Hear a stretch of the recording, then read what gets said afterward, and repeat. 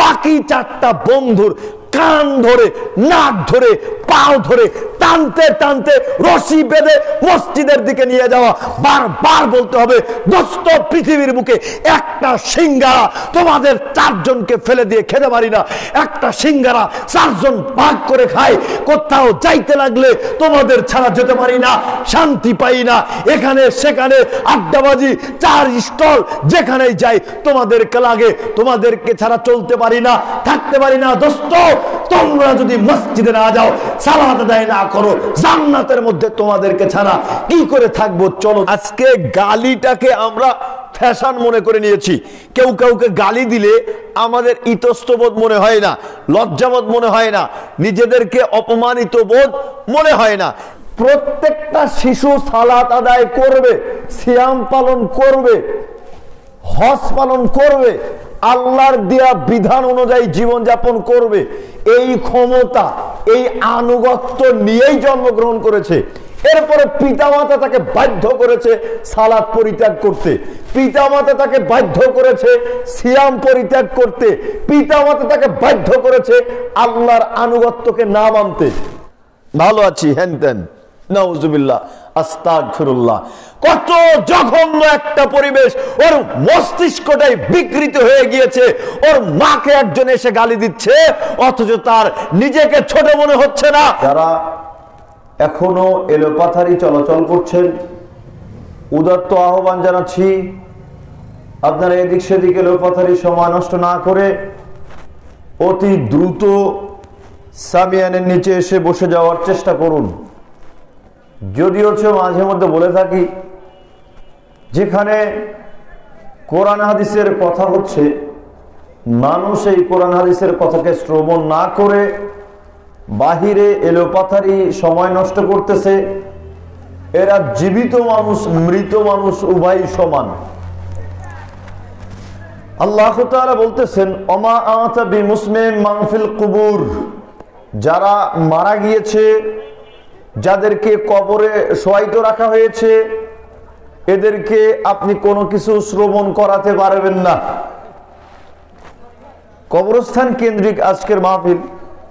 কবরস্থানে গিয়ে যদি 5টা 10টা মাইক লাগিয়ে মাইকিং করা হতো, যে বর্ণী মুসল্লিপাড়া কবরস্থান ও ঈদগাহ মাঠের উন্নতি কল্পে বিরাট ইসলামী জলসা, অমুক দিন তমুক দিন, কবরে যারা শোয়াইতে আছো তোমাদেরকে দাওয়াত দিচ্ছি, তোমরা মাহফিলে উপস্থিত হয়ে আলোচনা শুনে কিছু খাইয়ে দাইয়ে চলে আসিও। তাহলে কি তারা উপস্থিত হবে? উপস্থিত হবে, কারণ তারা মারা গিয়েছে। তো মাহফিলের আয়োজন করা হচ্ছে অনেক দিন পূর্ব থেকে, 15 থেকে 20 দিন পূর্ব থেকে। বিজ্ঞাপন ছাপিয়েছেন, মাইকিং করিয়েছেন, এত দাওয়াত দেওয়া হচ্ছে, এত ডাকা হচ্ছে, যেখানে কোরআন এবং সহিহ হাদিসের কথা হবে আপনারা চলে আসুন, বসুন, আলোচনা শ্রবণ করুন, নিজের ঈমান এবং আমলকে মজবুত করার চেষ্টা করুন। এরপরেও তারা উপস্থিত হতে পারতেছে না, উপস্থিত হচ্ছে না। বুঝতে হবে এদের অন্তরটা মরিচিকায় পরিপূর্ণ হয়ে গিয়েছে। এদেরকে যতই কোরআন এবং সহিহ হাদিসের কথা শুনতে বলা হয় না কেন, মানতে বলা হয় না কেন, এরা শুনবে না, এরা মানবে না। মূলত মৃত মানুষ আর জীবিত মানুষ এরা উভয় সমান। জোরে সোরে বলুন, ঠিক না ঠিক? বলছিলাম আলোচনার বিষয়বস্তু বন্ধুত্ব, এর উপরেই সংক্ষিপ্তভাবে আলোচনার চেষ্টা করবে ইনশাআল্লাহ। কেউ মনোযোগ হারাবেন না, মনোযোগ সহকারে আলোচনা শ্রবণ করার চেষ্টা করবেন ইনশাআল্লাহ। আবু হুরায়রা রাদিয়াল্লাহু তাআলা আনহু বলছেন, রাসূল সাল্লাল্লাহু আলাইহি ওয়াসাল্লাম বলেছেন, সুনান তিরমিজি 2138 নম্বর হাদিস, আল্লাহর নবী বলতেছেন, কুল্লু মাউলুদিন ইউলাদু আলাল মিল্লাহ, প্রত্যেকটা শিশু আল্লাহর বিধানের আনুগত্য হয়েই জন্মগ্রহণ করে। প্রত্যেকটা শিশু ইসলামী ফিতরাতের উপরেই জন্মগ্রহণ করে। প্রত্যেকটা শিশু মুসলমান হিসেবেই জন্মগ্রহণ করে। ফাআবাওয়াহু ইউহাইয়িদানিহি আয়ুনাসসিরানিহি আও ইউশাররিকানিহি, তার পিতামাতা তাকে হিন্দুতে পরিণত করে, খ্রিস্টানে পরিণত করে, ইহুদিতে পরিণত করে, মুশরিকে পরিণত করে। কি বুঝলেন? আল্লাহর নবী বলতেছেন কুল্লু মাউলুদিন ইউলাদু আলাল মিল্লাহ, প্রত্যেকটা শিশু দ্বীনি ফিতরাতের উপরে জন্মগ্রহণ করে, মুসলমান হিসেবে জন্মগ্রহণ করে। আপনি পিতা, আপনি মাতা, আপনার জন্য এই হাদিস খুবই গুরুত্ব বহন করে। প্রত্যেকটা শিশু আল্লাহর বিধানের আনুগত্য হয়ে জন্মগ্রহণ করে। পিতামাতা তাকে হিন্দুতে পরিণত করে, পিতামাতা তাকে মুশরিকে পরিণত করে, পিতামাতা তাকে খ্রিস্টানে পরিণত করে। প্রত্যেকটা শিশু সালাত আদায় করবে, সিয়াম পালন করবে, হজ পালন করবে, আল্লাহর দেয়া বিধান অনুযায়ী জীবনযাপন করবে। এই ক্ষমতা, এই আনুগত্য নিয়েই জন্মগ্রহণ করেছে। এরপরে পিতামাতা তাকে বাধ্য করেছে সালাত পরিত্যাগ করতে, পিতামাতা তাকে বাধ্য করেছে সিয়াম পরিত্যাগ করতে, পিতামাতা তাকে বাধ্য করেছে আল্লাহর আনুগত্যকে না মানতে। কি বুঝলেন আপনি? আপনি বললেন মোহাম্মদ আলী ভাই সাহেব কেমন হয়ে গেল কথা, আমি আমার ছেলেকে, আমি আমার মেয়েকে নামাজ পড়তে নিষেধ করেছি। আপনি নিষেধ করেন নাই, নামাজ তো পড়তে বলেন নাই, সালাত তো আদায় করতে বলেন নাই, সিয়াম তো পালন করতে বাধ্য করেন নাই, ছেড়ে দিয়েছেন। ছেড়ে দিয়েছেন লাগামহীন ভাবে।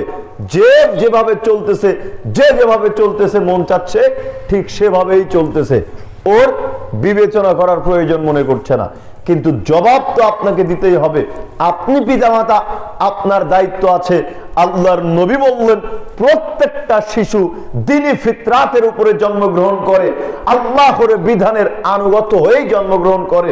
তার পিতামাতা তাকে হিন্দুতে পরিণত করেছে, পিতামাতা মুশরিকে পরিণত করেছে, পিতামাতা অমুসলিম হিসেবে তৈরি করেছে, কিন্তু মুসলমান হিসেবেই জন্মগ্রহণ করেছিল। সুতরাং আপনি চিন্তা করিয়েন, আপনি আপনার সন্তান সন্ততির ব্যাপারে কি পদক্ষেপ নিয়েছেন, আপনার সন্তান সন্ততির ব্যাপারে বিচারের কাঠগড়ায় আপনি কি জবাবদিহি করবেন। সর্বপ্রথম সন্তান সন্ততি নিজের কন্ট্রোলের বাহিরে যেখানে যায়, এটা হচ্ছে বন্ধুত্ব, ফ্রেন্ডশিপ। আপনার ছেলে মেয়ে কার সাথে উঠা বসা করতেছে এটা আপনাকে দেখতে হবে। আপনার ছেলে মেয়ে কার সাথে উঠা বসা করতেছে এটা আপনাকে লক্ষ্য করতে হবে। আমরা জানি সৎসঙ্গে সর্ববাস, অসৎসঙ্গে সর্বনাশ। যদি সঙ্গটা ভালো থাকে, সৎ থাকে, তবে স্বর্গবাস হতে পারে। আপনার ছেলে, আপনার মেয়ে সাফল্যের স্বর্ণ শিখরে উঠতে পারে। আর যদি সেই সঙ্গটা হয় খারাপ, তবে আপনার ছেলে মেয়ে গভীর অধপতনের মধ্যে নিমজ্জিত হতে পারে। আবু হুরায়রা রাদিয়াল্লাহু তাআলা আনহু বলছেন, রাসূল সাল্লাল্লাহু আলাইহি ওয়াসাল্লাম বলেছেন, আর-রাজুলু আলা দীনি খালিলি, মানুষ তার বন্ধুর রীতি নীতি অনুসরণ করে। মানুষ তার বন্ধুকে অনুসরণ করে, অনুকরণ করে। সে কিভাবে চলতেছে, সে কোন পোশাক পরিধান করতেছে, সে কি খাচ্ছে, কি করছে। একজন বন্ধু আরেকজন বন্ধুকে অনুসরণ করে, একজন বান্ধবী আরেকজন বান্ধবীকে অনুসরণ করে। ফালইয়ানজুর আহাদুকুম মান ইউখালিল, আল্লাহর নবী বললেন যেহেতু মানুষ তার বন্ধুকে অনুসরণ করে, সুতরাং তোমরা প্রত্যেকেই লক্ষ্য করবে তোমরা কার সাথে বন্ধুত্ব করছো। আপনাকে লক্ষ্য করতে হবে আপনার ছেলে কার সাথে বন্ধুত্বে লিপ্ত হচ্ছে, আপনার মেয়ে কার সাথে ফ্রেন্ডশিপ করছে, এটা আপনাকে লক্ষ্য করতে হবে, আপনাকে দেখতে হবে। নচেত আপনার ছেলেকে, আপনার মেয়েকে, তার বন্ধু, তার বান্ধবী একেবারে জাহান্নামের মধ্যে ঢুকিয়ে দেওয়ার জন্য সামনের দিকে অগ্রসর করে দিতে পারেন। ছোট্ট বাচ্চা যাকে আপনি খুব সুন্দর করে মানুষ করছেন, সুন্দর করে যত্ন করে লালন পালন করছেন, চিন্তা করতেছেন তাকে সুশিক্ষায় শিক্ষিত করব, জাতির মেরুদণ্ডতে পরিণত করব। সকালবেলা ঘুম থেকে জাগ্রত হলে আপনি তাকে খুব সুন্দর করে দোয়া পড়তে বলেন, আলহামদুলিল্লাহিল্লাযী আহইয়ানা বা'দা মা আমাতানা ওয়া ইলাইহিন নুশুর। মাঝে মধ্যে সুবহানাল্লাহ, আলহামদুলিল্লাহ, আপনি আপনার সন্তানকে বলতে বলেন, আয়াতুল কুরসি মুখস্থ করানোর জন্য চেষ্টা করতেছেন, খুব সুন্দর ভালো কথা। হঠাৎ চট করে একদিন দেখতে পেলেন আপনার সন্তান কাউকে গালি দিয়ে বসেছে নোংরা ভাষায়, কাউকে গালি দিয়ে বসেছে নোংরা ভাষায়। আপনি এখন চিন্তা করতেছেন, হায় হায় হায়, আমার পরিবারে কেউ তো গালিগালাজ করে না, আমার সন্তান কেন গালিগালাজ করতেছে? আমার সন্তানকে তো কেউ গালিগালাজ শেখায় নাই, বা আমার সন্তান তো কাউকে গালি দেওয়াও শুনে নাই, তাহলে গালি শিখলো কোথায় থেকে? এই চিন্তা যদি আপনার মাথায় এসে থাকে, তবে আপনি সফলতার দিকে অগ্রসর হচ্ছেন, আপনি আপনার সন্তানকে সফলতার দিকে এগিয়ে দিচ্ছেন। আর যদি চিন্তা করেন, আরে একটু আড্ডু গালাগালি করতেছে, করুক গা, একেবারে পাড়া প্রতিবেশী অনেকেই তো গালিগালাজ করে, এমন যদি চিন্তা করেন, তবে পরিবেশ খুব খারাপ আছে, পরিবেশ খুব খারাপ আছে। গালি কত নোংরা ব্যাপার আমরা এটা বুঝতে পারি নাই, গালি কত জঘন্য এটা আমরা বুঝতে পারি নাই। রাসূল সাল্লাল্লাহু আলাইহি ওয়াসাল্লাম বলেছেন, ইন্নাল্লাহা ইবগিদুল ফাহিশাল বাদিয়া, আল্লাহ সুবহানাহু ওয়া তাআলা কোন অশ্লীল ভাষী বাচাল ব্যক্তিকে পছন্দ করেন না। আল্লাহ তাআলা অশ্লীল ভাষা ব্যবহারকারী বাচাল ব্যক্তিকে ঘৃণা করেন। জোরের সরে বলুন নাউজুবিল্লাহ। সুনান আবু দাউদ 4801 নম্বর হাদিসটা খুলে দেখলে দেখতে পারবেন, এখানে খুব কঠিন ভাবে বলা আছে। হারিস ইবনে ওয়াহাব রাদিয়াল্লাহু তাআলা আনহু বলছেন, রাসূল সাল্লাল্লাহু আলাইহি ওয়াসাল্লাম বলেছেন, লা ইয়াদখুলুল জান্নাতাল জাওয়াদু ওয়ালাল জাদারিয়ু, দুশ্চরিত্র, মন্দ স্বভাব, কঠোর ভাষা ব্যবহারকারী ব্যক্তিরা জান্নাতেই প্রবেশ করবে না। এবার বুঝেন পরিস্থিতি কত কঠিন। আজকে গালিটাকে আমরা ফ্যাশন মনে করে নিয়েছি। কেউ কাউকে গালি দিলে আমাদের ইতস্তবোধ মনে হয় না, লজ্জাবোধ মনে হয় না, নিজেদেরকে অপমানিত বোধ মনে হয় না যে গালি দিয়েছে এটা আবার কি হলো। অথচ আল্লাহ নবী বললেন, নিশ্চয়ই অশ্লীল ভাষা ব্যবহারকারী, কঠোর ভাষা ব্যবহারকারী ব্যক্তিরা জান্নাতেই প্রবেশ করবে না। পরিস্থিতি এত জঘন্য, এত খারাপ যে আজকে আমরা যদি বাস্তব চিত্রের দিকে লক্ষ্য করি, তবে দেখতে পারবো অনেকেই এমন আছে যে আপনাকে জিজ্ঞেস করতেছে বা কাউকে জিজ্ঞেস করতেছে, কিরে অমুকের বাচ্চা তুই কি ভালো আছিস? বলেন, এরকম বলে না? অসংখ্য আমরা শুনে থাকি। তার মাকে একেবারে পতিতা বলতেছে, আর এই ছেলেগুলো মেয়েগুলো সুন্দর করে তাদের উত্তর দিচ্ছে, ও উল্টো একটা গালি দিয়ে বলতেছে, তুই অমুকের বাচ্চা কেমন আছিস? ভালো আছি, হ্যান ত্যান। নাউজুবিল্লাহ, আস্তাগফিরুল্লাহ। কত জঘন্য একটা পরিবেশ, ওর মস্তিষ্কটাই বিকৃত হয়ে গিয়েছে। ওর মাকে একজন এসে গালি দিচ্ছে, অথচ তার নিজেকে ছোট মনে হচ্ছে না, অপমানিত বোধ মনে হচ্ছে না। ওর মা কি ওকে জন্ম দিয়েছিল এই পতিতা উপাধি নেওয়ার জন্য? মূর্খ বেকুব কোথাকার, তোমার মাকে একজন গালি দিচ্ছে, পতিতা বলতেছে, আর তুমি তার সাথে কিভাবে ভালো ব্যবহার করতে পারো, হাসি মুখে কথা বলতে পারো? তোমার তো উচিত ছিল যখন কেউ তোমার মাকে গালি দিয়ে তোমাকে সম্বোধন করেছিল, সঙ্গে সঙ্গে তোমার তো উচিত ছিল ব্যর্থ কণ্ঠে জবাব দেয়া, ব্যর্থ কণ্ঠে উত্তর দেয়া। তুই আমার মাকে গালি দিয়েছিস, যতদিন পর্যন্ত তুই ভুল স্বীকার না করবি, আমার মায়ের নিকটে ক্ষমা না চাইবি, ততদিন পর্যন্ত আমি তোর সাথে কোনো কথা বলবো না, তোর সাথে আমার কোনো আপোষ নেই। এইভাবে যখন প্রতি উত্তর দিতে পারবে, তখন এই সমাজ থেকে গালিটা উঠে যেতে পারে। নচেত যে ব্যক্তি গালি দিয়েছে, এই ব্যক্তি প্রতিনিয়ত কাউকে না কাউকে গালি দিয়েই চলবে, গালি দিয়েই বসবে।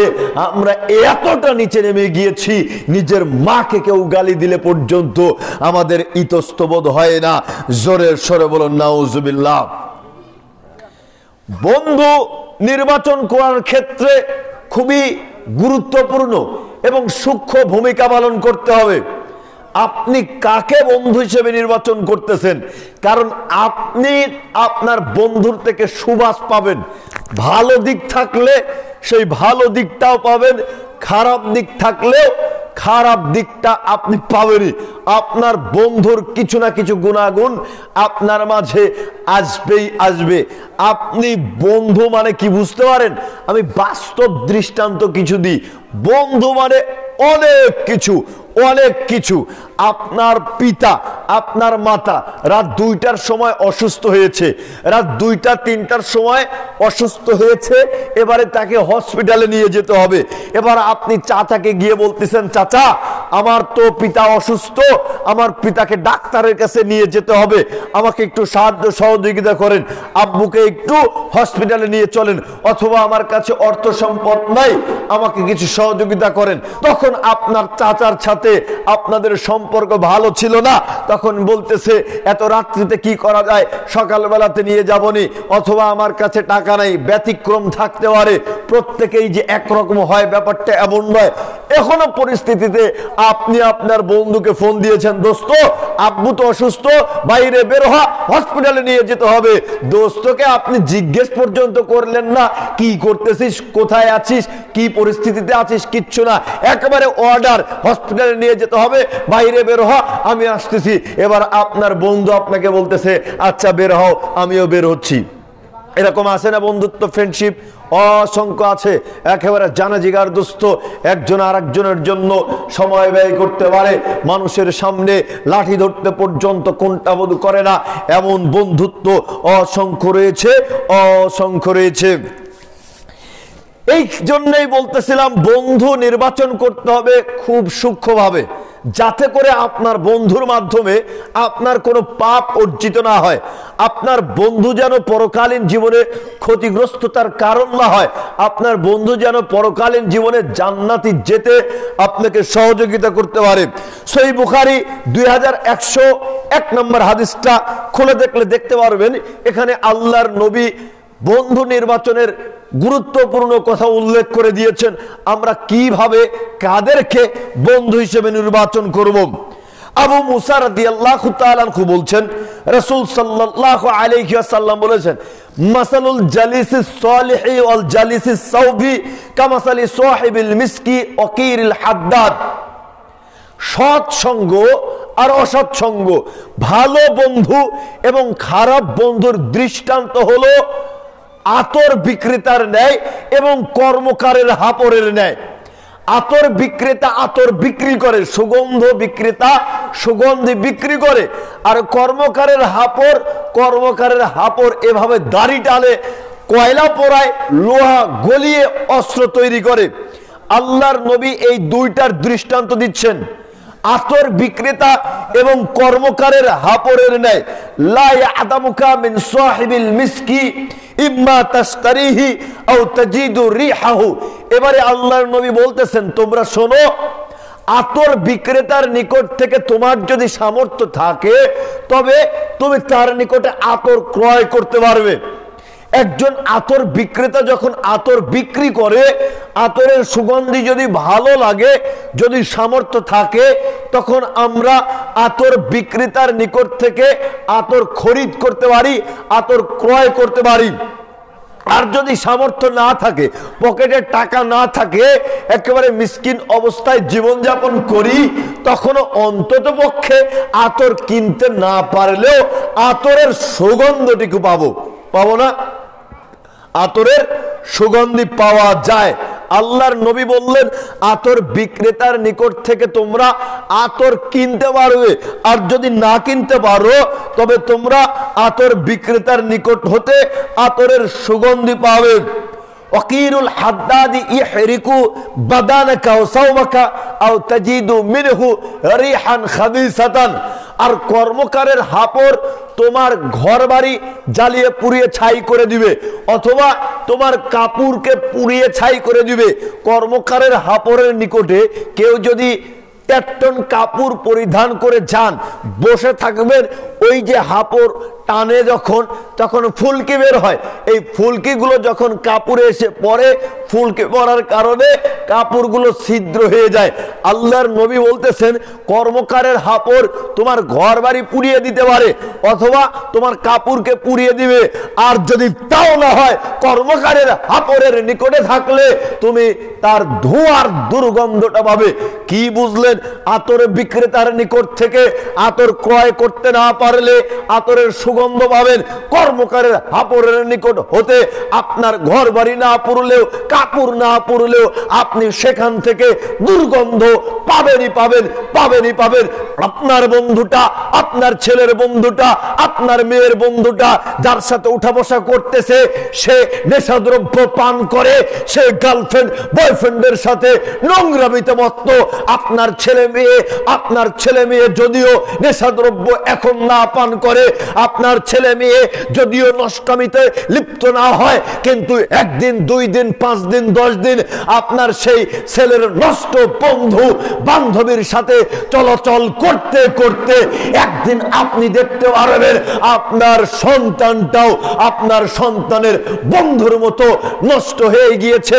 এই কারণে আপনি আপনার সন্তানকে, ছেলে মেয়েদেরকে এমন বন্ধু নির্বাচন করিয়ে দেন, আপনার সন্তানকে, ছেলে মেয়েকে বন্ধু বানাতে বলেন তাদেরকে যারা কোরআন এবং সহিহ হাদিস মেনে জীবন যাপন করছে, যারা পরকালীন জীবনকে চিন্তা ভাবনা করে জীবন যাপন করছে। নচেত আপনার পরিস্থিতি খারাপ আছে, আপনার সন্তানের পরিস্থিতি খারাপ আছে। যেই সন্তানকে আপনি এত যত্ন করে বড় করতেছেন, সুশিক্ষায় শিক্ষিত করার জন্য আপ্রাণ চেষ্টা করতেছেন, লক্ষ লক্ষ টাকা খরচ করে তাকে বড় করতেছেন, একটু অসচেতনার কারণে আপনার সন্তানের পৃথিবীটাও ধ্বংস হতে পারে, পরকালীন জীবনটাও ধ্বংস হয়ে যেতে পারে।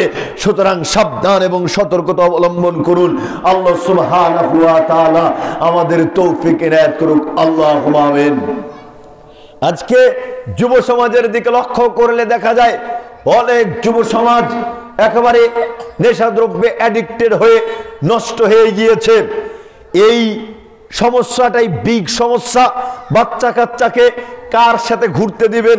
এই ঘুরতে দেওয়ার দেখা যাচ্ছে 5টা 10টা ফ্রেন্ড থাকলে এই 5-10 জনের মধ্যে একজন ধূমপায়ী রয়েছে, একজন নেশাদ্রব্য পানকারী রয়েছে। আপনি চিন্তা করতেছেন না আমার ছেলে খুব ভালো, তার সাথে উঠা বসা করলে, তার সাথে চলাচল করলে আমার ছেলে কখনোই নেশাদ্রব্য পান করবে না। আপনি কি চিন্তা করলেন? যে কোনো সময়, যে কোনো দিন আপনার সন্তান নেশাদ্রব্য পান করা শুরু করে দিতে পারে। আপনি আজকাল যদি আমরা লক্ষ্য করি দেখতে পারবো যে নেশাদ্রব্য পান করাটাকে অনেকেই ফ্যাশন মনে করে নিয়েছে, এটা যে পাপ, এটা যে একটা ক্রাইম, এটা কেউ বুঝেই না, এটা কেউ বুঝারই চেষ্টা করে না। ঠিক না? ঠিক বললাম? নেশাদ্রব্য পান করাটাকে জায়েজ মনে করে নিয়েছি। আবার কোন হুজুর তো ফতুয়া দিয়েছে যে সিগারেট কেউ যদি চাবায় খায় তাহলে কোনো সমস্যা নেই, আরাম হবে না। ঠিক না? ঠিক বললাম? আবার কোন হুজুর ফতুয়া দিয়ে দিয়েছে জর্দা হারাম নয়, জর্দা মাকরু। ঠিক না? ঠিক একেবারে জায়েজ প্রমাণ করার জন্য কত রকমের পায়তারি করছে, ওদিকে যেতে চাচ্ছি না। লক্ষ্য করেন আল্লাহর নবী বলছেন মুদমিনুল খামরি কাবিদি ওয়াসান, নিয়মিত নেশাদ্রব্য পানকারী ব্যক্তি মূর্তি পূজকের ন্যায় সমান অপরাধী। হিন্দুরা যে মূর্তি পূজা করে, হিন্দুরা যে মূর্তির দেবদেবীর পূজা করে থাকে, যে ব্যক্তি নিয়মিত নেশাদ্রব্য পান করে, হিন্দুরা যেমন মূর্তি পূজা করে অপরাধী, যেই ব্যক্তি নিয়মিত নেশাদ্রব্য পান করে এই ব্যক্তি মূর্তি পূজকের ন্যায় সমান অপরাধী। আপনি চিন্তা করতেছেন নেশাদ্রব্য সামান্য একটা ব্যাপার, আপনি কিভাবে কোন চিন্তাধারায় মনে করলেন নেশাদ্রব্য ছোট পাপ হতে পারে? অসম্ভব। নেশাদ্রব্য কখনোই ছোট পাপ নয়, ছোট পাপ নয়। আল্লাহর নবী বলছেন তোমরা নেশাদ্রব্য থেকে বেঁচে থাকো, কেননা নেশাদ্রব্যই হচ্ছে সমস্ত অপরাধের মূল, সমস্ত পাপের মূল।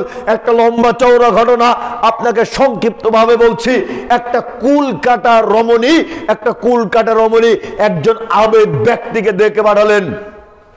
কলকাতা রমণী একজন আবেগ ব্যক্তিকে ডেকে পাঠালেন।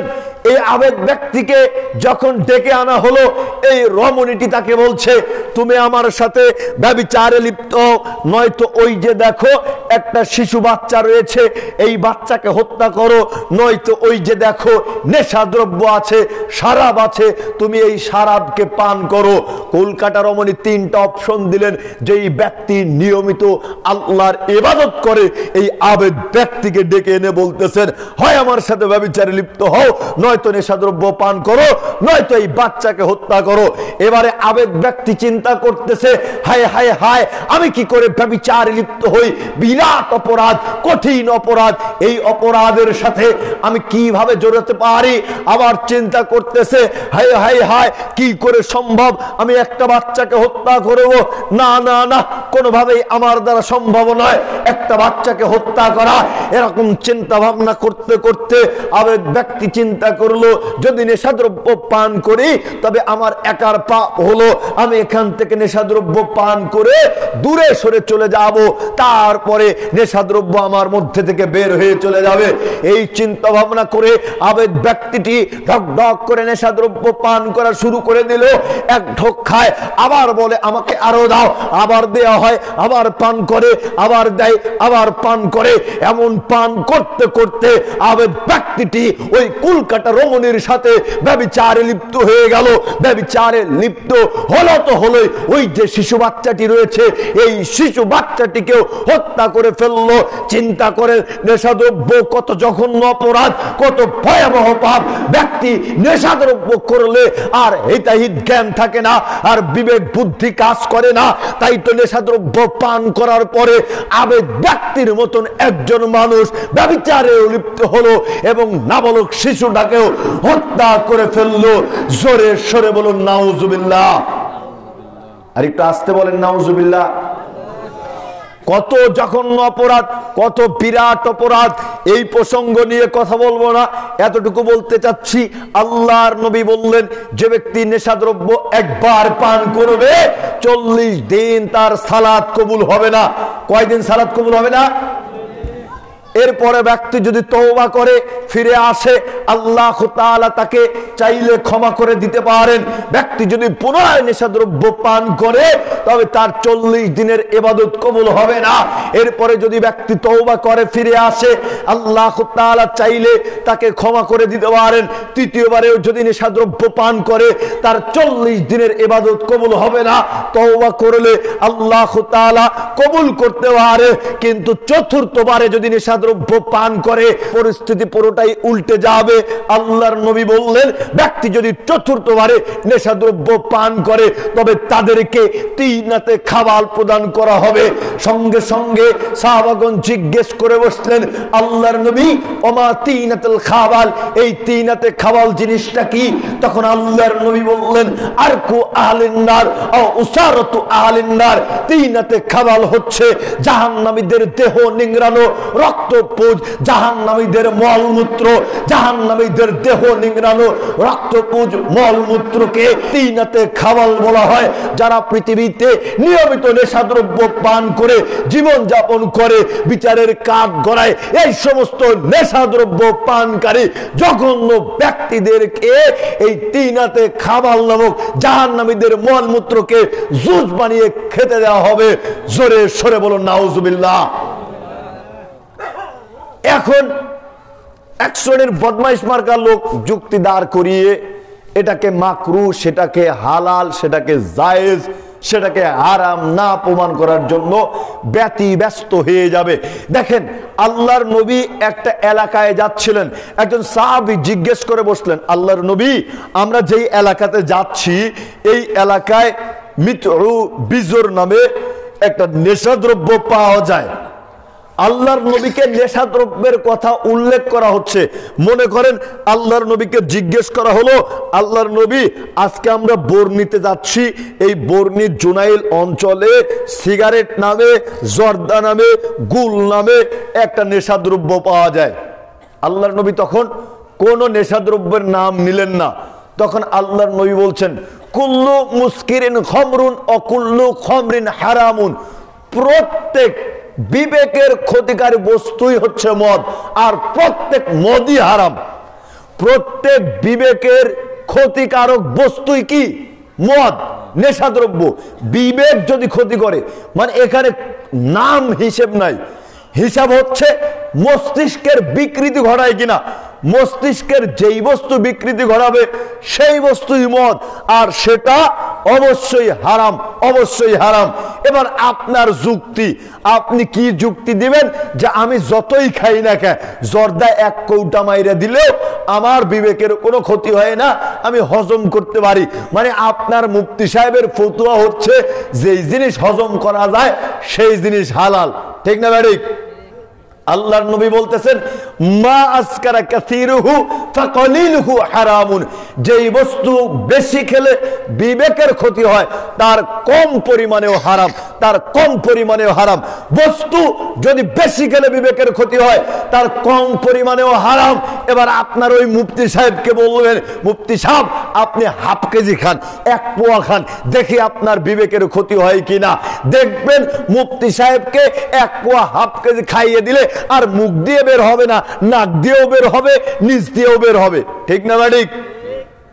ওই মুফতি সাহেবের বাড়িতে ছোট বাচ্চা কাচ্চা তো আছে, শিশু নাবালক বালক বালিকা তো আছে, তাদের মুখে এক চিমটি দিয়ে দেন, দেখেন পরিস্থিতি কি হয়।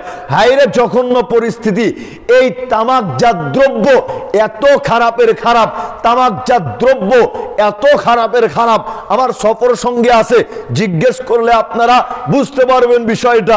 আমরা এবারে রংপুর দিনাজপুরে মাহফিলে গিয়েছিলাম, একেবারে চতুর্দিক দিয়ে তামাক, এই অঞ্চলে আমরা মাহফিল করতেছিলাম।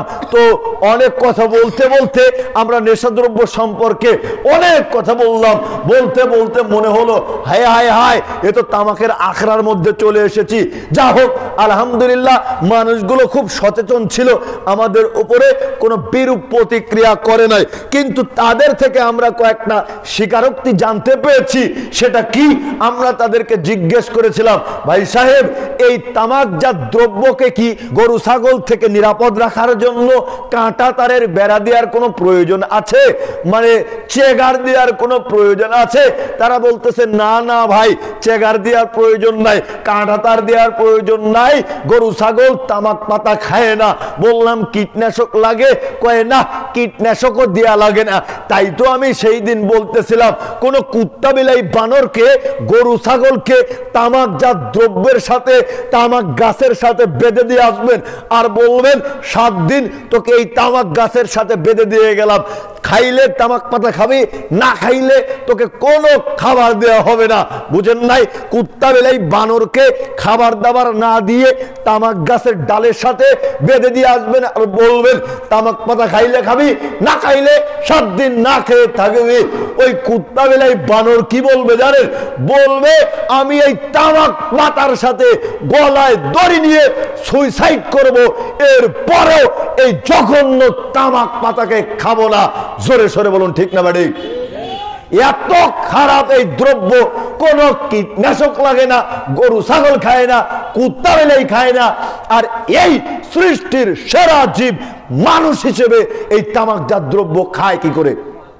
খায় তো খায়, আবার ইমাম সাহেবেরা খায়, হুজুর সাহেবেরাও খায়, খায় তো খায়। আবার এর পক্ষে ফতোয়া আমারে কয় যে মাকরু। জর্দা খাওয়া বলতেছে মাকরু, আবার কাঁকড়া খাওয়ার ব্যাপারেও বলতেছে মাকরু। মানে দুইটা একই জিনিস। হুজুরের কথা অনুযায়ী জর্দাও যে জিনিস, মাকরুও সেই জিনিস।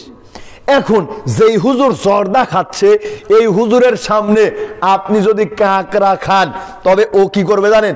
পান যে চিবাচ্ছিল বরকির মতো একেবারে পিস কল মেরে দিবে আপনার মুখের উপর, কবি সি সি সি সি কাঁকড়া খাচ্ছে। অথচ ওর হিসাব অনুযায়ী কাঁকড়াও যে জিনিস, জর্দাও সেই জিনিস, কিন্তু ও কাঁকড়া খাওয়া পছন্দ করে না। অথচ জর্দার পক্ষে রাত দিন জিয়াদ করেই চলতেছে, অথচ কাঁকড়া হালাল প্রাণী, কাঁকড়া হালাল প্রাণী, কিন্তু জর্দা সম্পূর্ণ হারাম, বিলকুল হারাম। ইমাম সাহেব খাইলেও হারাম, হুজুর খাইলেও হারাম, মুয়াজ্জিন খাইলেও হারাম। হারাম তো হারাম, সেটা অবশ্যই অবশ্যই আমাদেরকে পরিত্যাগ করতেই হবে। আল্লাহ সুবহানাহু ওয়া তাআলা আমাদেরকে সঠিক বুঝ দান করুক, আল্লাহুম্মা আমিন। এই ব্যাপারে সবচাইতে গুরুত্বপূর্ণ একটা হাদিস উল্লেখ করছি, সংক্ষেপ হাদিস, সুনান ইবনে মাজাহ 3376 নম্বর হাদিস। আবু দারদা রাদিয়াল্লাহু তাআলা আনহু বলছেন, আল্লাহর নবী বলেছেন, লা ইয়াদখুলুল জান্নাতা মুদমিনুল খাম, নিয়মিত নেশাদ্রব্য পানকারী ব্যক্তি জান্নাতেই প্রবেশ করবে না। জোরে সরে বলুন নাউজুবিল্লাহ। যত যুক্তি তর্ক যা মারেনগা, কিন্তু হাদিসটা একটু ভাবার চেষ্টা করিয়েন। আপনি বলতেছেন নেশাদ্রব্য মাকরু, অথবা আপনি বলতেছেন এটা সন্দেহযুক্ত, সরাসরি হারাম না, এরকম চিন্তা ভাবনা করতেছেন। তো যদি সন্দেহ থাকে তাও খাওয়া এটা নিষিদ্ধ, সন্দেহ যদি মনে করেন তবুও খাওয়া নিষিদ্ধ। আর তারপরে আপনাকে বলতেছি এই হাদিসটা আপনি মনে রাখার চেষ্টা করেন, এটা যদি নেশাদ্রব্য হয় তবে পরিস্থিতি আপনার খারাপ আছে। আপনি তো আজকে যুক্তি মারতেছেন যে না এটা নেশা না, বুঝলাম, কিন্তু একবার আপনি চিন্তা করেন যদি নেশাদ্রব্য হয় তবে আপনার জন্য জান্নাত হারাম, জান্নাত হারাম। এবারে আসি মূল টপিকে। সেই মূল টপিকটা কি? সেটা হচ্ছে আমরা বন্ধু নির্বাচন করব কিভাবে, কাদেরকে আমরা বন্ধু বানাবো। দেখেন আল্লাহ তাআলা সলিউশন দিয়ে দিচ্ছেন, ওয়াল মুমিনুনা ওয়াল মুমিনাতু বাযুকুম আউলিয়াউ বাদ। পৃথিবীর বুকে যত মুমিন নারী পুরুষ রয়েছে তারা একজন অপরের জন্য বন্ধু স্বরূপ। জোরে সরে বলুন সুবহানাল্লাহ। একেবারে কি বলে, ভুলকি ভাত রান্না বুঝেন না? বালক বালিকারা রান্না করে না ভুলকি ভাত, খেলনার ভাত। ভুলকি ভাত রান্না করে ছোট্টবেলায় যে ওই যে দোস্ত পাতিয়েছি, বন্ধু বানিয়েছি, বান্ধবী বানিয়েছি, ওরাই যে শুধু বন্ধু, ব্যাপারটা এমন নয়। মানে আমি আপনি যাকে বন্ধু হিসেবে বানিয়ে নিয়েছি এরাই যে আমাদের প্রকৃত বন্ধু, ব্যাপারটা এমন নয়। বরং আল্লাহ তাআলা বলতেছেন পৃথিবীর যে কোনো প্রান্তে যত মুমিন নারী পুরুষ রয়েছে তারা একে অপরের বন্ধু সমতুল্য। এই বর্ণি একজন মুমিন আছে, হাসমারিতে একজন মুমিন আছে, এরা দুইজন বন্ধু সমতুল্য। এই বর্ণিতে এই বাংলাদেশে একজন মুমিন আছে, সৌদি আরবে একজন মুমিন আছে, আমেরিকাতে একজন মুমিন আছে, এরা তিনজনই বন্ধু সমতুল্য। মুমিন যারা তারা একে অপরের বন্ধু সমতুল্য। ইয়ামুরুনা বিল মারুফি ওয়া ইয়ানহাউনা আনিল মুনকার। তবে এদের কিছু বৈশিষ্ট্য রয়েছে, বৈশিষ্ট্যগুলো মনে রাখার চেষ্টা করবেন। ইয়ামুরুনা বিল মারুফি ওয়া ইয়ানহাউনা আনিল মুনকার, এরা সৎ কাজের আদেশ করবে, অসৎ কাজ থেকে নিষেধ করবে, সৎ কাজের আদেশ করবে, অসৎ কাজ থেকে নিষেধ করবে। ওয়া ইউকিমুনাস সালাতা ওয়া ইউতুনাস যাকাতা, এরা সালাত আদায় করবে, যাকাত প্রদান করবে, সালাত আদায় করবে, যাকাত প্রদান করবে। ওয়া ইউতিউনা আল্লাহ ওয়া রাসূলা, এরা আল্লাহর আনুগত্য করবে এবং রাসূলের আনুগত্য করবে। এবার আপনি চিন্তা করেন তো আপনার মধ্যে আপনার এই বৈশিষ্ট্যগুলো আছে কিনা? আপনি চিন্তা করেন আপনার মধ্যে এই গুণাবলীগুলো আছে কিনা? আপনার ছেলের মধ্যে এই গুণাবলী আছে কিনা? কথা বলতে গেলে কথা লম্বা চওড়া হয়ে যাবে। আপনি যুব সংঘকে অপছন্দ করতেছেন তো, বাংলাদেশ আলে হাদিস যুব সংঘকে আপনি অপছন্দ করতেছেন তো, একটা বিশাল ঐক্যবদ্ধ জামাতকে আপনি অপছন্দ করতেছেন তো। দেখেন এই আয়াতের মধ্যে যেই বৈশিষ্ট্যগুলির কথা বলা হচ্ছে এই বৈশিষ্ট্যগুলো যুব সংঘের ছেলেপেলেদের মধ্যে আছে কিনা? আল্লাহ তাআলা বলতেছেন ইয়ামুরুনা বিল মারুফি ওয়া ইয়ানহাউনা আনিল মুনকার, এরা সৎ কাজের আদেশ দিবে, অসৎ কাজ থেকে নিষেধ করবে। যুব সংঘের প্রত্যেকটা ছেলেপেলে এই কাজে প্রতিনিয়ত অভ্যস্ত। যখনই সামনে কোন অন্যায় অবিচার দেখে তার প্রতিবাদ করে, সৎ কাজের আদেশ করে। এরা সালাত আদায় করে, ইহতিসাব একটা বই রয়েছে, পর্যালোচনা হয় কোন দিন কোন ওয়াক্ত সালাত আদায় করলো, কত রাকাত সালাত আদায় করলো, কত রাকাত নফল সালাত আদায় করলো, কোন দিন সালাত বাদ পড়েছে, সব কিছু টস টস করে লিপিবদ্ধ করা হচ্ছে। যাকাত থাকলে এরা যাকাত দেয়, মানুষদেরকে যাকাত দিতে উদ্বুদ্ধ করে, সামাজিক কল্যাণে এরা মানুষদেরকে সহযোগিতার হাত বাড়ানোর জন্য আহ্বান করে। এবং প্রত্যেকটা ক্ষেত্রে আল্লাহ এবং রাসূলের আনুগত্য করে। আল্লাহ এবং রাসূলের আনুগত্যের মাধ্যমেই তারা পরকালীন জীবনে সফলতা অর্জন করার চেষ্টা করে। এবার আপনি চিন্তা করুন তো আপনার বন্ধু কারা? আপনার বন্ধু দেখেন গা ওই যে ওই পাড়ার এক বখাটে ছেলে সকালবেলাতে এক বিড়ি ধরে টান মারে, সকালে বিড়িতে এক টান মারে, বাড়িতে যাওয়ার সময় চিন্তা করে বাড়ি যখন যাচ্ছি আর একটা টান মারি। ঠিক না ঠিক বললাম? বাড়িতে যাওয়ার পরে চিন্তা করে এখন তো ভাত খাবো, ভাত খাওয়ার আগে একটা টান মারি। ভাত খাওয়ার পরে বলে পেটটা পরিপূর্ণ হয়ে গিয়েছে, আর একটা টান মারি। ঠিক না ঠিক? টয়লেটে যাওয়ার মধ্যে চিন্তা করে আর একটা টান মারি। সাধারণত ময়লার মধ্যে, আবর্জনার মধ্যে শয়তান থাকে, টয়লেটের মধ্যে শয়তান থাকে। কোথায় থাকে? টয়লেটের মধ্যে। আর আজকালকার বিড়িখোররা, নেশাদ্রব্য পানকারীরা টয়লেটের মধ্যে গিয়েও নেশাদ্রব্য পান করে। টয়লেটের মধ্যে গিয়ে নেশাদ্রব্য পান করে, মোবাইল টিপে, ফেসবুক চালায়, ইউটিউব চালায়, চিন্তা করে উপরে স্বাদ, নিচে গন্ধ, স্বাদে গন্ধে অতুলনীয়। ঠিক না ঠিক বললাম? এদের পরিস্থিতি এত জঘন্য। যুবক, তোমাকে আমি আর কি বলবো? প্রথম কথা হচ্ছে তোমার মস্তিষ্ক তোমার কন্ট্রোলে নাই, তোমাকে শয়তান কন্ট্রোল করতেছে। আল্লাহর নবী টয়লেটে ঢুকতে গেলে কি পড়তো জানতে? আল্লাহর নবী বলতেন, আল্লাহুম্মা ইন্নী আউযু বিকা মিনাল খুবসি ওয়াল খাবাইস। হে আল্লাহ, আমি তোমার নিকটে যাবতীয় নারী পুরুষ শয়তান থেকে আশ্রয় চাচ্ছি। আল্লাহর নবী শয়তান থেকে আশ্রয় চেয়ে টয়লেটের মধ্যে ঢুকতো। আর তুমি কি করো? টয়লেটের মধ্যে গিয়ে নেশাদ্রব্য পান করো, মোবাইল টিপো, এটা করো সেটা করো, তোমার চিফ গেস্ট ইবলিসকে সাথে নিয়ে। চিফ গেস্ট ইবলিসকে সাথে নিয়ে কি কারণে বলেছি তুমি বুঝেছো? যে তোমাকে কন্ট্রোল তুমি করতে পারতেছো না, ইবলিস তোমাকে কন্ট্রোল করতেছে। তোমার মা তোমাকে যখন খানাটা বেড়ে দেয়, তোমার স্ত্রী তোমাকে যখন খাবারটা বেড়ে দেয়, এই খাবারের মধ্যে যদি একটা চুল থাকে অথবা একটা মাছি, মরা মাছি পড়ে থাকে, একেবারে তুমি তোমার মায়ের 14 গোষ্ঠী উদ্ধার করে ছাড়ো।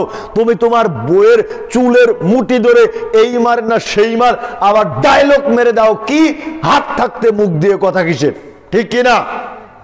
তাহলে খাবার খেতে লাগলে তুমি এত স্বচ্ছ, এত ভদ্র, এত পরিষ্কার পরিচ্ছন্নতা অবলম্বন করতেছো।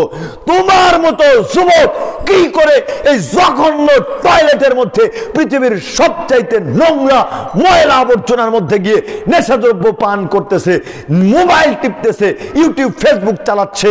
বোঝা যাচ্ছে তোমাকে তুমি আর কন্ট্রোল করতে পারতেছো না, শয়তান তোমাকে কন্ট্রোল করতেছে। জোরে সরে বলুন ঠিক না ঠিক?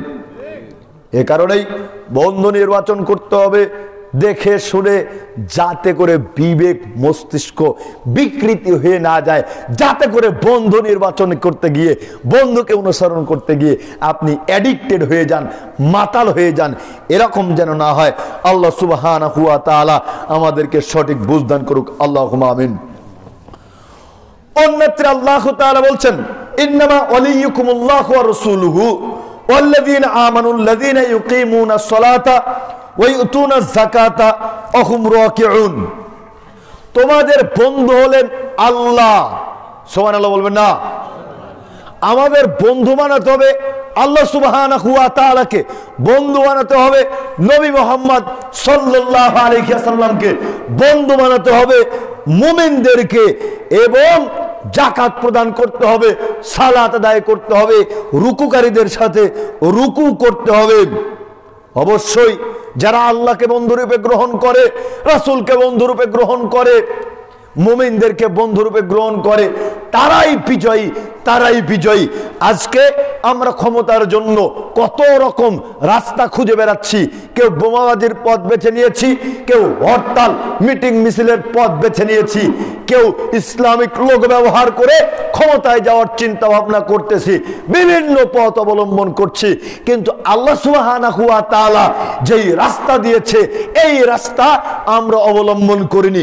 আল্লাহ তাআলা বলতেছেন, যাদের বন্ধু আল্লাহ, যাদের বন্ধু নবী মুহাম্মদ সাল্লাল্লাহু আলাইহি ওয়াসাল্লাম, যারা মুমিনদেরকে বন্ধুরূপে গ্রহণ করে, তারাই বিজয়ী। আল্লাহ তাআলা তাদেরকেই বিজয় দান করবেন। এখন আমরা যদি আল্লাহর আনুগত্যের কথা লক্ষ্য করি, নবী মুহাম্মদ সাল্লাল্লাহু আলাইহি ওয়াসাল্লামের আনুগত্যের দিকে লক্ষ্য করি, তবে দেখতে পারবো আনুগত্য আমাদের মধ্যে নেই। নেই তো নেই, ঈমান আছে কিনা এটা নিয়ে সন্দেহ তৈরি হয়ে যাবে। ঈমান আছে কিনা এটা যাচাই করতে গেলে ঈমান নিয়ে টানাপোড়া পড়ে যাবে। সহিহ বুখারী 15 নম্বর হাদিসের দিকে লক্ষ্য করলে দেখা যাবে আল্লাহর নবী বলছেন, লা ইউমিনু আহাদুকুম হাত্তা আকুনা আহাব্বা ইলাইহি মিন ওয়ালিদিহি ওয়া ওয়ালাদিহি ওয়ান নাসি আজমাইন। তোমরা ততক্ষণ পর্যন্ত মুমিন হতে পারবে না যতক্ষণ পর্যন্ত তোমরা তোমাদের সন্তান সন্ততি পিতামাতা এমনকি গোটা পৃথিবীর মানুষের চাইতেও আমি মুহাম্মদ সাল্লাল্লাহু আলাইহি ওয়াসাল্লামকে ভালোবাসতে না পারবে, ততক্ষণ পর্যন্ত তোমরা মুমিন হতে পারবেন না। এখন আপনি চিন্তা করেন তো, আপনি মুমিন হতে পেরেছেন কিনা? আপনার ছোট্ট ছেলে, আপনার ছোট্ট মেয়ে, আপনার নাতি, আপনার নাতনি এখন যদি কান্নাকাটি শুরু করে দেয়, দাদা দাদি, নানা নানি, আব্বু আম্মু, ওই যে আজকের মাহফিলে পুতুল এসেছে, মূর্তি এসেছে, একটা পুতুল কিনে দাও, একটা মূর্তি কিনে দাও, কান্নাকাটির চোটে আপনার নবীর প্রতি ভালোবাসা উড়ে গিয়ে আপনি মূর্তি কিনে দিয়ে একেবারে নাতিকে নাতনিকে হাসাতে হাসাতে বাড়িতে নিয়ে চলে যাবেন। এই হচ্ছে আপনার ঈমান। অথচ আল্লাহর নবী ছবি মূর্তিকে মূল্যায়ন করতে নিষেধ করেছেন। ছবি মূর্তি অঙ্কনকারীকে, তৈরিকারীকে সবচাইতে বেশি শাস্তি প্রদান করা হবে। চিন্তা করেন তো আমার আপনার ঈমানের কি অবস্থা, আমার আপনার ঈমানের কি অবস্থা। অন্য বিবরণীতে আল্লাহর নবী বলছেন, লাইসু লিবিআউলিয়া ইন্নামা ওয়ালিয়াল্লাহু ওয়া সালিহুল মুমিনিন। আল্লাহর নবী বলতেছেন, অমুক গোষ্ঠী, অমুক বংশ, আত্মীয়তার কারণে যে আমার বন্ধু, ব্যাপারটা এমন নয়। বুঝেন নাই? আল্লাহর নবী বলতেছেন, যাদের সাথে আমার সম্পর্ক ভালো, আত্মীয়তার কারণে তাদের সাথে আমার সম্পর্ক যে ভালো, ব্যাপারটা এমন নয়, বরং আল্লাহর নেককার বান্দা যারা, তারাই হচ্ছে আমার বন্ধু। পৃথিবীতে যত মানুষ নেককার রয়েছে, মুমিনগণ রয়েছে, এরাই হচ্ছে একমাত্র নবী মুহাম্মদ সাল্লাল্লাহু আলাইহি ওয়াসাল্লামের বন্ধু। জোরে সরে বলুন সুবহানাল্লাহ। আজকে আমরা বন্ধু নির্বাচন করতে গেলে লক্ষ্য করি না, হায় হায় হায়, কার সাথে উঠা বসা করবো, কার সাথে উঠা বসা করতেছি, সে কি করলো না করলো, অন্যায়ের সাথে জড়িয়ে গেল কিনা, আমরা একটু বিবেচনা করি না। আফসোস আফসোস, আজকে পৃথিবীর বুকে আপনি বিবেচনা না করলেও পরকালীন জীবনে কিন্তু আপনাকে বিবেচনা করতে হবে। আর সেই দিন বিবেচনা মানে আপনি ক্ষতিগ্রস্ত। সূরা ফুরকান 27 এবং 28 নম্বর আয়াত খুলে দেখলে দেখতে পারবেন, আল্লাহ তাআলা বলতেছেন, ওয়া ইয়াউমা ইয়া'আদুয যালিমু আলা ইয়াদাইহি। সেই দিন অপরাধীরা নিজেদের হাতকে কামড়াতে থাকবে আর বলতে থাকবে, ইয়াকুলু ইয়া লাইতানি ইত্তাখাযতু মা'আর রাসূলি সাবিলা। আফসোস, আমরা কেন নবী মুহাম্মদ সাল্লাল্লাহু আলাইহি ওয়াসাল্লামের পথকে অনুসরণ করলাম না? আমরা যদি নবী মুহাম্মদ সাল্লাল্লাহু আলাইহি ওয়াসাল্লামের পথকে অনুসরণ করতাম, তবেই আমরা সফলতা অর্জন করতাম। কেন আজকে আমরা তার অনুসরণ করলাম না? ইয়া ওয়াইলাতা লাইতানি লাম আত্তাখিয ফুলানান খালিলা। কেন সেদিন আমরা অমুককে বন্ধুরূপে গ্রহণ করেছিলাম? ওই পাড়ার নেশাদ্রব্য পানকারীকে কেন বন্ধুরূপে গ্রহণ করেছিলাম? বখাটেকে কেন বন্ধুরূপে গ্রহণ করেছিলাম? সুদখোরকে কেন বন্ধুরূপে গ্রহণ করেছিলাম? ব্যভিচারী ব্যক্তিকে কেন বন্ধুরূপে গ্রহণ করেছিলাম? সেই দিন আফসোস করে বলতেই হবে, সেই দিন আসার পূর্বে নিজের বন্ধু নির্বাচন করুন লক্ষ্য করে। আল্লাহ সুবহানাহু ওয়া তাআলা আমাদেরকে সঠিক বুঝ দান করুক। আল্লাহুম্মা আমিন। অন্যত্র আল্লাহ তাআলা বলছেন, ওয়ানজিরহুম ইয়াওমাল আসিফাতি যিল কুলুব লাদাল হানাজিরি কাযিমিন।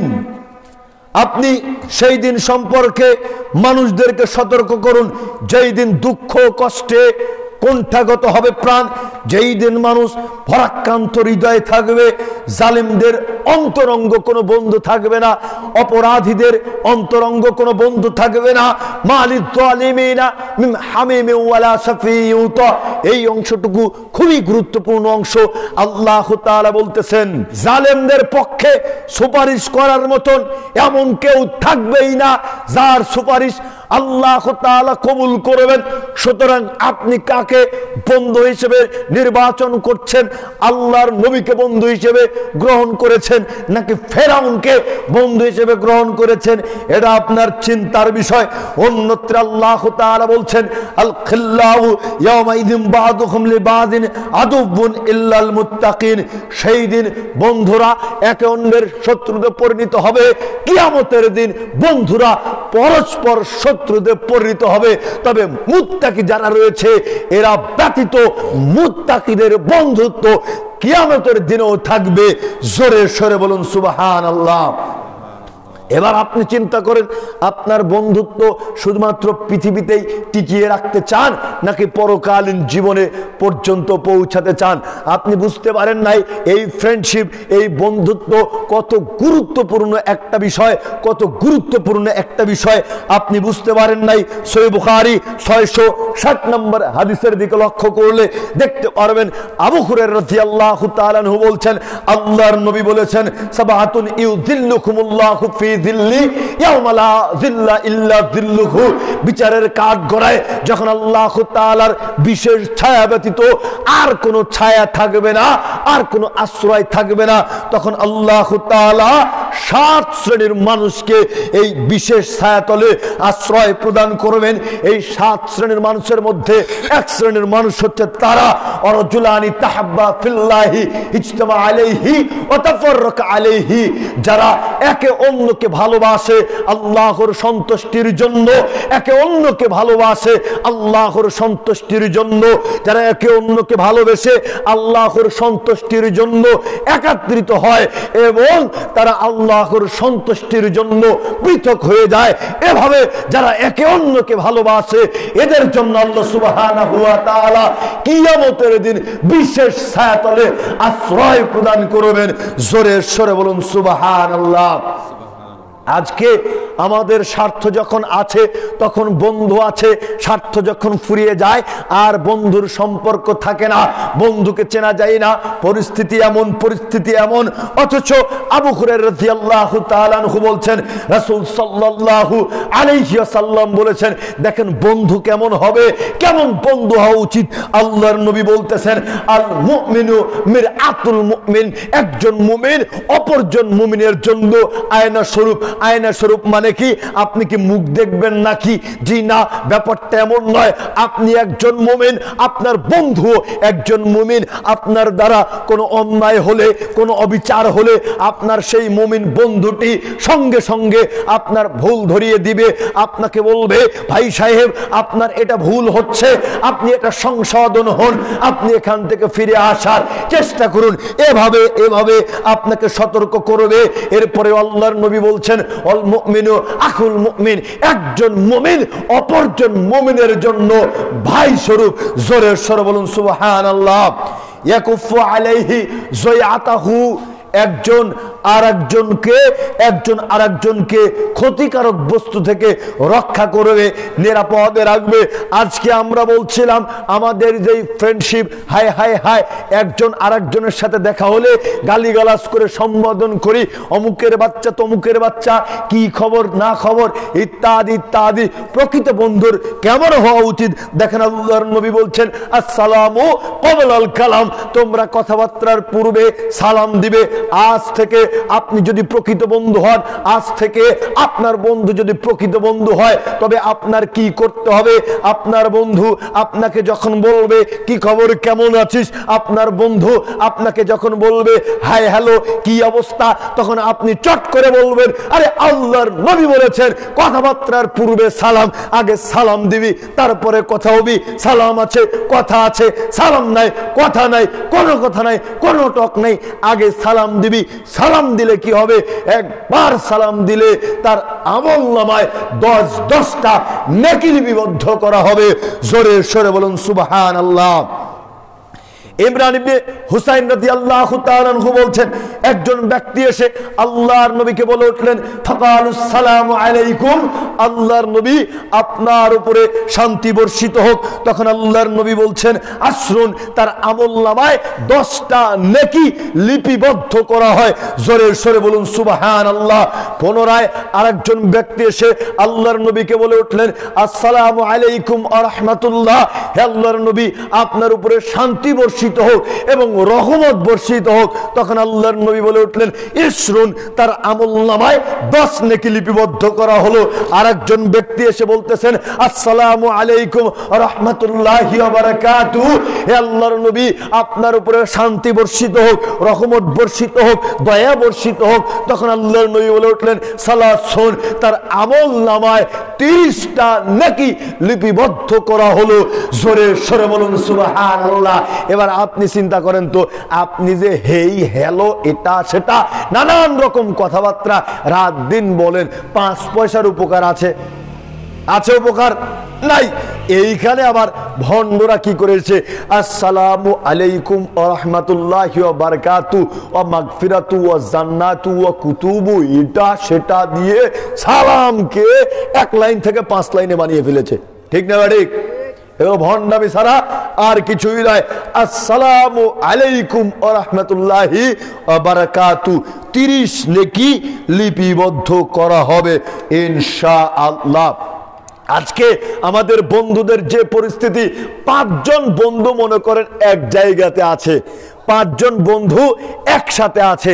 এই 5 জনের মধ্যে একজন সালাত আদায়কারী, 5 জনের মধ্যে একজন কি সালাত আদায়কারী। সাপোজ মাগরিবের সময় এই 5 জন বন্ধু একত্রে আছে। এবারে মুয়াজ্জিন সাহেব আজান দিচ্ছে, হাইয়া আলাস সালাহ হাইয়া আলাল ফালাহ। এই 5 জনের মধ্য থেকে যে ব্যক্তি সালাত আদায়কারী, এই সালাত আদায়কারী ব্যক্তি কি করেছে, মসজিদের দিকে রওনা দিয়েছে।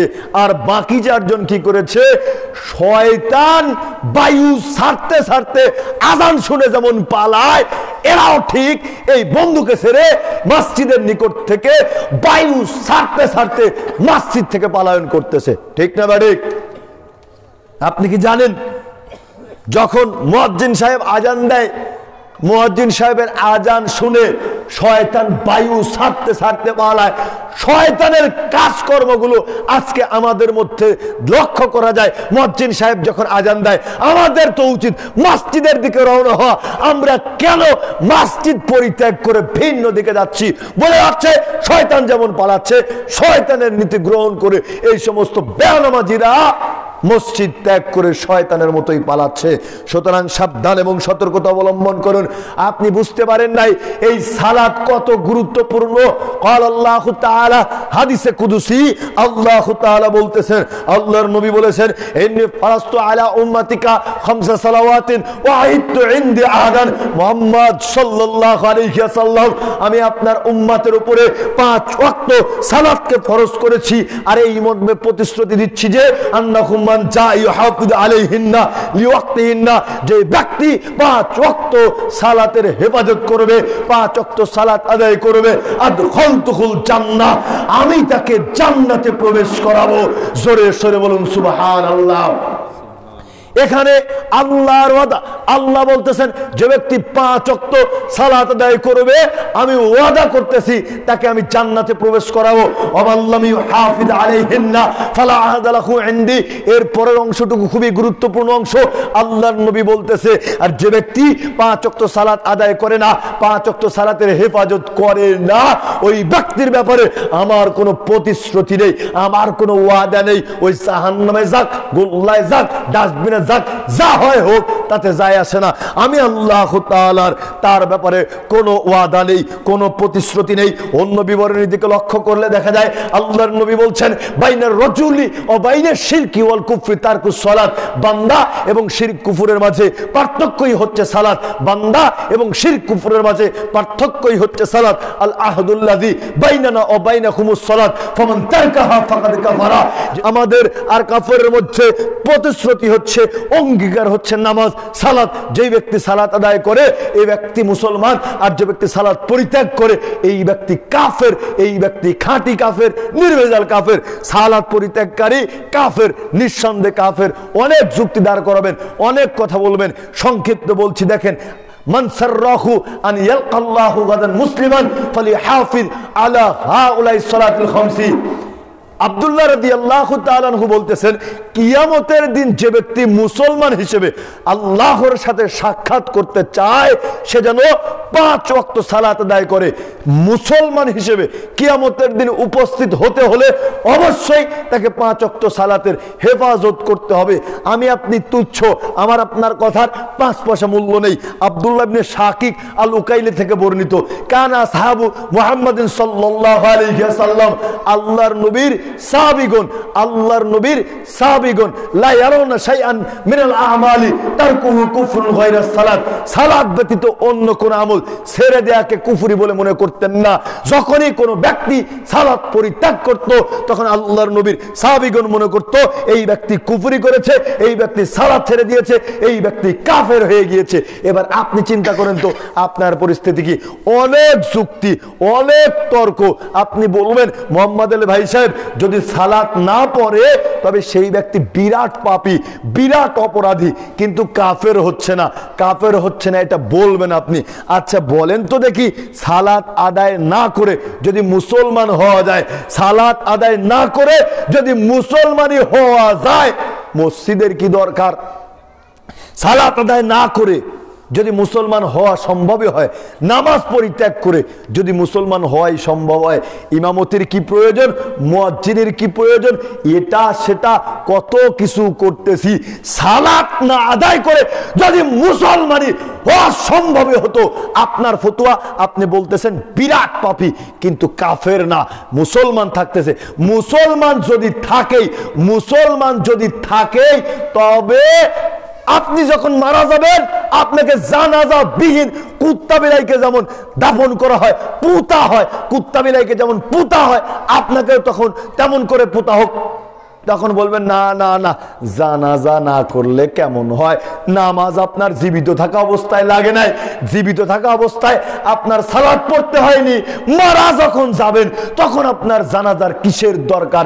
এগুলো ভণ্ডামি ছাড়া আর কিছুই নয়। এরপরে উমরি কাজা আদায় করে ইমাম সাহেব বলতেছে যে তোমার বাপ তো সারা জীবন নামাজ পরিত্যাগ করেছে, 5,000 10,000 20,000 টাকা দাও, তোমার বাপের পক্ষ থেকে 200 রাকাত উমরি কাজা আদায় করে দেওয়া হবে। তবে যত অপরাধ রয়েছে সমস্ত অপরাধী আল্লাহ তাআলা মাফ করে দিবেন। এগুলো নবী ছাড়া আর কিছুই নয়। সেই ইমাম সাহেবকে বলবেন, ইমাম সাহেব এত কথা না বলে আপনি 20,000 টাকা দেন, আপনার আজ থেকে নামাজ পড়ার দরকার নাই, আপনি মরার পরে আমি 200 রাকাত সালাত আপনার পক্ষ থেকে আদায় করে দিব। দেখবেন ফতুয়া দেয়ার ইমামকে আর খুঁজে পাওয়া যাচ্ছে না। ঠিক না ভাই? যে কোনো মূল্যে যে পরিস্থিতিতে থাকেন সালাত আদায় করতেই হবে। সালাত ব্যতীত নিজেদেরকে কখনোই মুসলমান বলে দাবি করা সম্ভব নয়। সালাত ব্যতীত নিজেদেরকে কখনো মুসলমান বলে দাবি করা সম্ভব নয়। এ প্রসঙ্গে কথা অতিরিক্ত বলতে চাচ্ছি না, বন্ধু কেন্দ্রিক যেহেতু কথা বলতেছিলাম, বন্ধুর উচিত কি জানেন? ওই যে 4-5 বন্ধু ছিল, 5 জন বন্ধুর মধ্যে একজন মসজিদের দিকে যাচ্ছে আর 4 জন সালাত পরিত্যাগ করে বাড়ির দিকে যাচ্ছে। তখন এই যে বন্ধুটি সালাত আদায় করে এই বন্ধুটির উচিত হচ্ছে বাকি 4টা বন্ধুর কান ধরে, নাক ধরে, পাও ধরে টানতে টানতে রশি বেঁধে মসজিদের দিকে নিয়ে যাওয়া। বারবার বলতে হবে, দোস্ত পৃথিবীর বুকে একটা সিঙ্গারা তোমাদের 4 জনকে ফেলে দিয়ে খেতে পারি না, একটা সিঙ্গারা 4 জন ভাগ করে খায়। কোথাও যাইতে লাগলে তোমাদের ছাড়া যেতে পারি না, শান্তি পাই না, এখানে সেখানে আড্ডাবাজি, 4 স্টল যেখানেই যাই তোমাদেরকে লাগে, তোমাদেরকে ছাড়া চলতে পারি না, থাকতে পারি না। দোস্ত তোমরা যদি মসজিদে না যাও, সালাত আদায় না করো, জান্নাতের মধ্যে তোমাদেরকে ছাড়া কি করে থাকবো? চলো দোস্ত, আমার সাথে মসজিদে চলো, সালাত আদায় করো, আমরা জান্নাতের মধ্যে একসাথে থাকবো। এটা হচ্ছে দোস্তদের বৈশিষ্ট্য, বন্ধুদের বৈশিষ্ট্য। সুতরাং আমাদেরকে এই নীতি অবলম্বন করতে হবে, সালাত আদায় করতেই হবে। সালাত ব্যতীত কখনোই মুসলমান বলে নিজেদেরকে দাবি করা সম্ভব নয়। সালাত পরিত্যাগকারী কাফের। আবার এই কাজ কেউ করিয়েন না না, যে নামাজ পড়ে নাই তাকে বলবেন এই কাফের, অমুক কাফের, তমুক কাফের, এইটা বলিয়েন না। ফাইন তাবু ওয়া আকামুস সালাতা ওয়া আতাউজ যাকাতা ফাইখানুকুম ফিদ-দ্বীন, তারা যদি তওবা করে ফিরে আসে সালাত আদায় করে তবে তারা মুসলমান হিসেবে গণ্য হবে। আল্লাহ সুবহানাহু ওয়া তাআলা আমাদেরকে কবুল করে নিক, আল্লাহুম্মা আমিন। একেবারে মরিচিকার জেলাবদ্ধে গোটা পৃথিবী ভর্তি পাপ নিয়ে আমরা পরিপূর্ণ করে ফেলেছি। হায় হায় হায়, বাঁচার কোনো রাস্তা নেই, বাঁচার কোনো রাস্তা নেই। আল্লাহর নবী জাহান্নামের দিকে লক্ষ্য করতেই কঠিন পরিস্থিতি দেখতে পারলেন, তাই তো আল্লাহর নবী বলে উঠলেন ওয়ালাউ বিশিক্কিন তামরা, তোমরা একটা খেজুর হলেও দান করে সাদকা করে জাহান্নামের আগুন থেকে নিজেদেরকে বাঁচাও। জোরে সরে বলুন সুবহানাল্লাহ।